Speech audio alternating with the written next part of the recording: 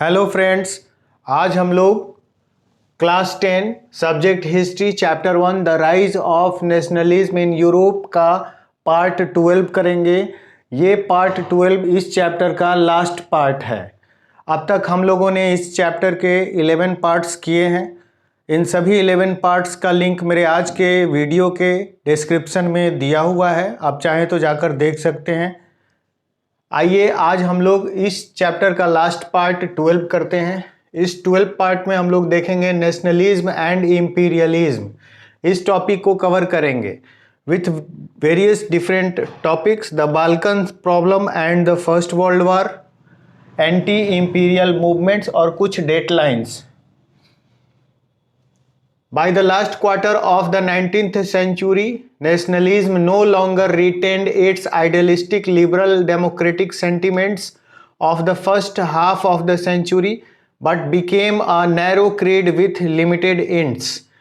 इस लाइन में ये बताया गया कि 19th सेंचुरी के लास्ट क्वार्टर में, इसका मतलब कि 1875 के बाद जो भी नेशनलिज्म के कॉन्सेप्ट थे, जिसका starting first half of the century start हुआ था, इसका मतलब कि 1800 से 1850 के बीच में जो भी नेशनलिज्म का कॉन्सेप्ट, आइडियल्स, लिबरल या डेमोक्रेटिक वैल्यूज, सेंटिमेंट्स स्टार्ट हुआ था, वो 1875 आते आते तक बिल्कुल ख़त्म हो गया। बस उसके कुछ लिमिटेड वैल्यूज़ और मीनिंग्स रह गए थे, बचे हुए थे। Discouraged the major European powers to manipulate the nationalist aspirations of the people to further their own imperialist aim. This was most clearly visible in Balkans. इस तरह से क्या हुआ कि जितने भी यूरोपियन पावर्स थे वो इस बचे खुचे नेशनलिज्म सेंटिमेंट्स को अपने फ़ायदे में, अपने एम को अचीव करने के लिए इस्तेमाल करने लगे। और इस तरह से लोगों को बाहर से महसूस हुआ कि ये एक तरीके से इंडिपेंडेंस के लिए वॉर हो रहा है, लेकिन इसमें इंपीरियलिस्ट कंट्रीज यानी कि साम्राज्यवादी देश अपने एम्स फुलफिल करना चाहते थे। और इस एम्स में उनका फुलफिलमेंट सिर्फ यही था कि जितने भी कॉलोनीज हैं उनको और बढ़ाया जाए, उसको और फर्दर रॉ मटेरियल एक्सप्लॉयट किया जाए और उनको एक बड़े मार्केट की तरह से इस्तेमाल किया जाए। The Balkan problem and the First World war, इस हेडिंग को हम लोग देखते हैं। Balkans became the source of nationalist tensions in Europe after 1871। Europe में 1871 के बाद बाल्कन प्रॉब्लम बहुत तेजी से बढ़ा। Balkan regions covered Romania, Bulgaria, Albania, Greece, Macedonia, Croatia, Bosnia Herzegovina, Slovenia, Serbia and Montenegro. ये वो बाल्कन देश थे, ये सभी बाल्कन रीजन्स थे। इसमें यूरोप के सारे देश हैं और ये सभी बाल्कन्स थे। A large part of Balkans was controlled by Ottoman Empire. इस बड़े यूरोपियन पार्ट को, जिसको कि हम बाल्कन्स बोलते थे, इस बाल्कन्स में इतने सारे यूरोपियन देश थे। इन यूरोपियन देश को ऑटोमन एम्पायर कंट्रोल कर रहा था। All through the 19th century, the Ottoman Empire has sought to strengthen itself through modernization and internal reforms, but with very little success.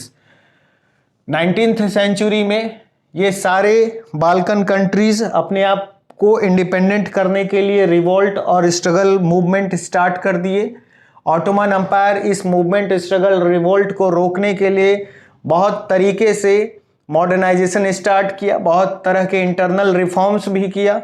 लेकिन ये modernization, internal reforms Balkan problems का solution नहीं था। वो complete independence चाहते थे Ottoman empire से। इस तरह से ये एक लिटिल सक्सेस की तरह ही देखा गया।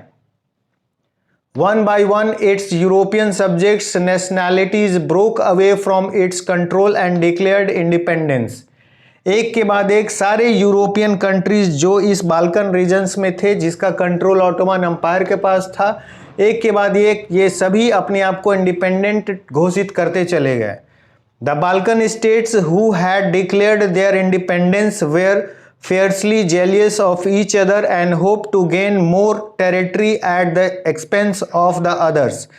ये सभी बाल्कन कंट्रीज पहले तो ऑटोमन अंपायर से इंडिपेंडेंट घोषित किए खुद को, उसके बाद ये सभी एक दूसरे को कंट्रोल करना चाहते थे और खुद इंपीरियल कंट्री बनकर दूसरे कमजोर बाल्कन कंट्री को अपना कॉलोनी बनाना चाहते थे। इस तरह से इनमें एक दूसरे के प्रति जलन की भावना बढ़ गई और कंपटीशन भी बढ़ गया। Balkans also became a scene of intense rivalry between the big European nations over trade and colonies and naval and military might.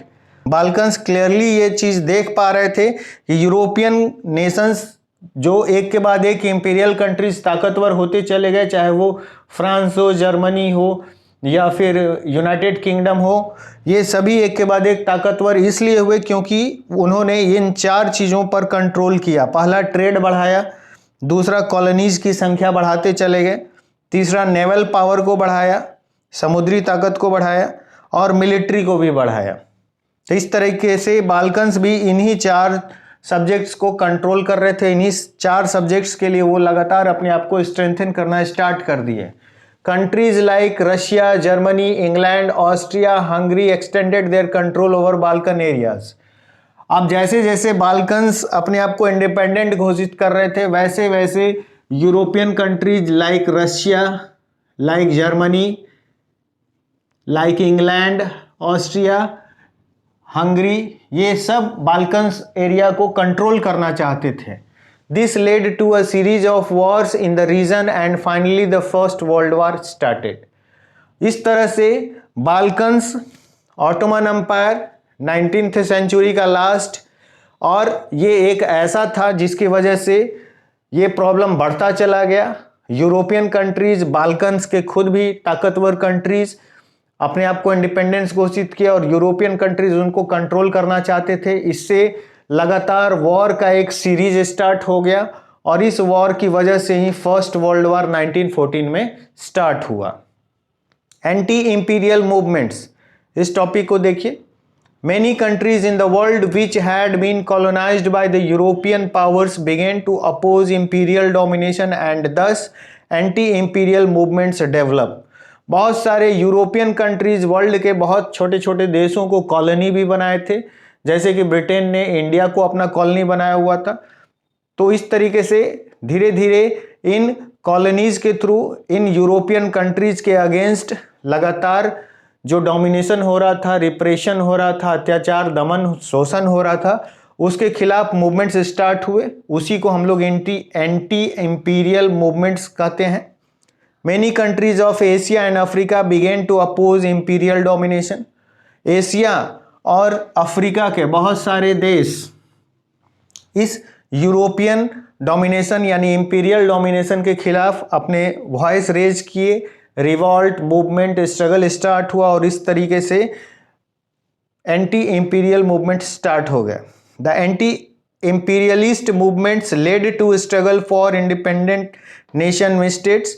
और इसके बाद धीरे धीरे ये मूवमेंट बढ़ते चले गए और एक के बाद एक सारे देश जो इस तरीके से इंपीरियल कंट्री से अलग हुए, वो सारे कॉलोनीज खुद को एक देश की तरह घोषित करते चले गए और नेशन स्टेट्स का कॉन्सेप्ट डेवलप होता चला गया।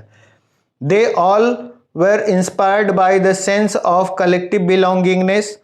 इस तरीके से सभी एक साथ सेंस ऑफ कलेक्टिव बिलोंगिंगनेस से जुड़ गए, क्योंकि उनका जो एनिमी कंट्री था वो एक था, जो कि एक इंपीरियल कंट्री था जो शासन कर रहा था, और कॉलोनी के सारे लोग अपने आप को एक दूसरे से जुड़ा हुआ महसूस करने लगे। यही था सेंस ऑफ कलेक्टिव बिलोंगिंगनेस। इसका डेवलपमेंट भी एंटी इंपीरियल मूवमेंट का कारण था। This idea of nation states came to be accepted as natural and universal. इस तरह से जो ये सेंस ऑफ कलेक्टिव बिलोंगिंगनेस था या फिर anti imperial movements Asia, Europe, Africa में स्टार्ट हुए, ये दिखाता है कि इस तरह से नेशन स्टेट्स का कॉन्सेप्ट डेवलप हुआ जो कि नेचुरल भी था और यूनिवर्सल भी था। आइए अब हम लोग इस पूरे chapter the rise of nationalism in Europe का कुछ इंपॉर्टेंट डेटलाइंस को डिस्कस करते हैं। 1707 इसमें act of union between England and Scotland का कॉन्सेप्ट है, जिसके बाद ब्रिटेन जो है वो United Kingdom of Great Britain के नाम से जाना गया। 1774 Louis 16 crowned as king of France. 1789 the French revolution, इस समय फ्रेंच रेवोल्यूशन हुआ। 1796 नेपोलियन इन्वेडेड इटली, नेपोलियन ने इटली को इन्वेड किया। 1798 failure of Irish revolt against England, England के खिलाफ जो भी आयरिश रिवॉल्ट हुआ वो फेल हो गया 1798 में। 1801 Ireland forcibly incorporated into the United kingdom, Ireland को जबरदस्ती 1801 में यूनाइटेड किंगडम का हिस्सा बना लिया गया। 1804 Napoleon became the king of France, introduced his own code called Napoleonic code. 1804 में 1804 में नेपोलियन फ्रांस का किंग बना और उसने नेपोलियनिक सिविल कोड को इंट्रोड्यूस किया। 1821 Greek struggle for independence started, 1821 में ग्रीक का ऑटोमन एम्पायर से इंडिपेंडेंस के लिए स्ट्रगल स्टार्ट हो गया। 1830 overthrow the Bourbon dynasty in France, France से बॉर्बन डायनेस्टी बिल्कुल समाप्त हो गया।